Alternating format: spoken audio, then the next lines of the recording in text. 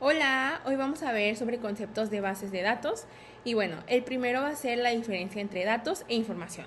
Bueno, un dato son valores que por sí solos no tienen un significado como tal y la información en cambio es la recopilación, el análisis de estos datos, lo cual nos puede decir algún comportamiento que estos datos tuvieron y podemos tomar decisiones fundamentadas con estos datos. Por ejemplo, en un hospital el número de pacientes, el tiempo de espera y también el número de cancelaciones nos pueden decir qué tal está la atención en el hospital y así podemos detectar problemas y ver en qué se puede mejorar. Luego, ¿qué es la gestión de información? Bueno, la gestión de información no es solamente guardar la información en la nube y ya, no. Consiste en recopilar, organizar, almacenar, analizar y distribuir la información de una manera eficiente. También esta información siempre debe de estar actualizada, debe de estar segura y ser confiable de que no te va a meter ningún virus cuando la descargues. Y también esta debe de estar siempre disponible para que se pueda usar para tomar decisiones.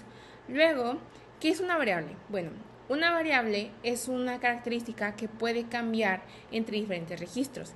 Existen cualitativas y cuantitativas. Las cualitativas pueden ser como por ejemplo el tipo de sangre del paciente y las cuantitativas el tiempo de espera o edad del paciente.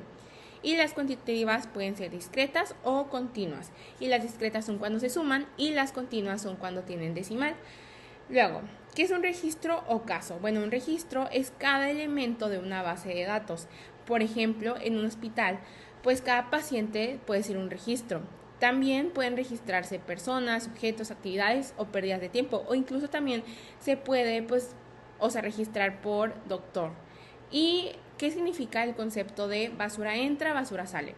Bueno, este principio significa que si los datos de entrada, que se usaron de entrada para generar un dashboard, después el dashboard que se genere va a ser incorrecto.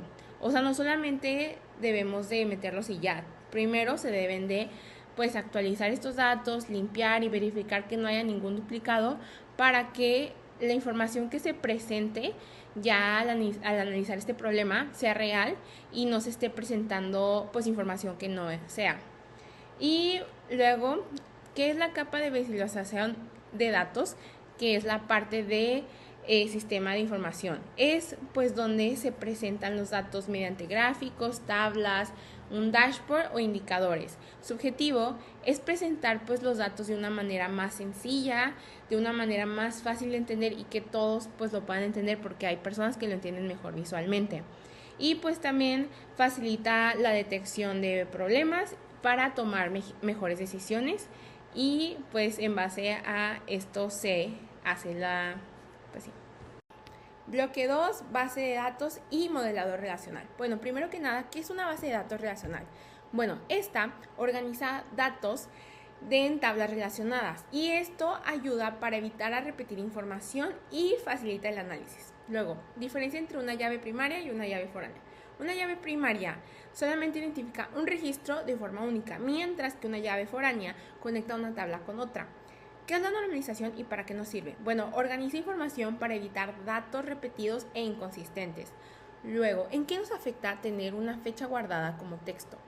Bueno, esto es porque puede causar problemas al intentar filtrar, ordenar los datos como fecha. Luego, ¿qué tipos de análisis podemos hacer con nuestras bases de datos? Bueno, el primero es el transversal, que es que analiza información en un determinado momento. Luego el segundo es la longitudinal, que analiza los mismos fenómenos a través del tiempo para identificar cambios o tendencias.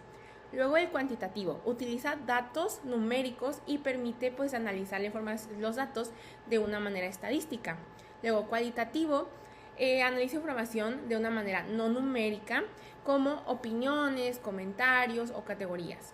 Luego el descriptivo, resume y presenta lo que ocurrió en los datos. Comparativo, compara dos o más grupos, periodos o categorías. Y el predictivo, se utilizan datos históricos para poder predecir qué va a pasar en el futuro. Y bueno, gracias. Bueno, vamos a empezar con las bases de datos. Hay dos grandes tipos, la SQL y la no SQL. Los SQLs guardan todo en tablas ordenadas, como Excel.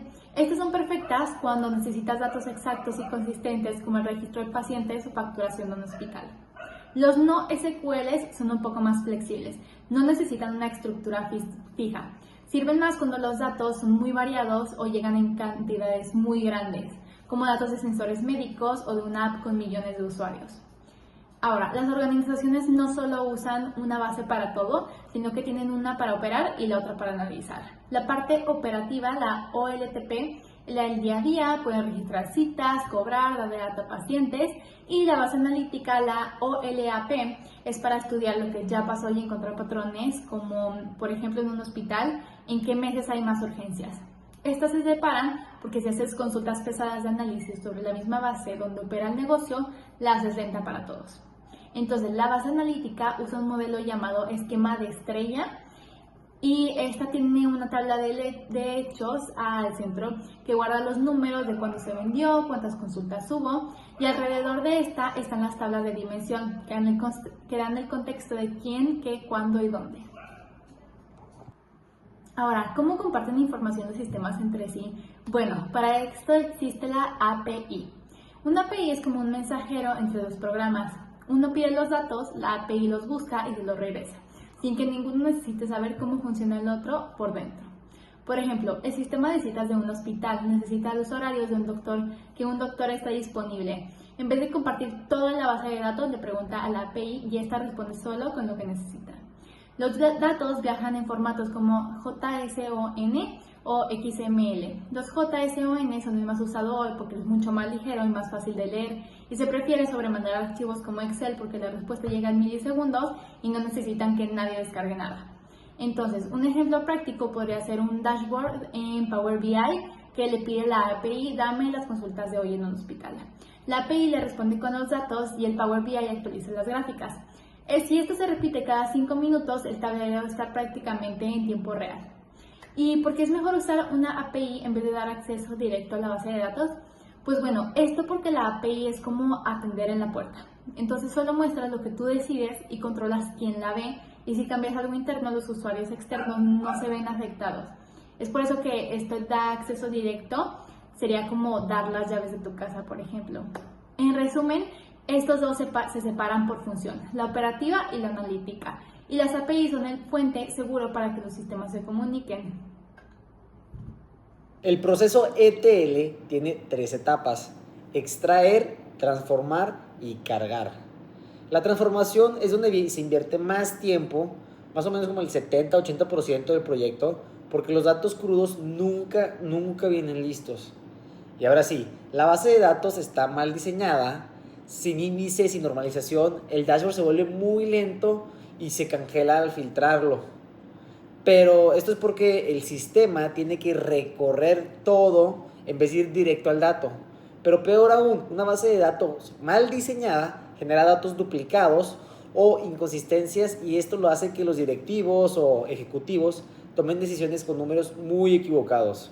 Para evitar eso, existen las vistas SQL, que son consultas guardadas que simplifican el trabajo del diseñador de reportes, mejoran el rendimiento y garantizan que todos los tableros tengan la misma lógica. ¿Y qué pasa si un indicador arroja un resultado absurdo? Lo que se debe hacer es rastrear hacia atrás, o sea, aplicar ingeniería inversa. Primero revisas la fórmula de la visualización, luego las relaciones del modelo de datos, después la transformación en ETL y al final la fuente original hasta encontrar dónde se rompió. Y para concluir esto, una base de datos es el sistema organizado donde se almacena y se gestiona la información. Ese es de cuenta el cimiento de toda la analítica. Si la base está bien diseñada, todo fluye.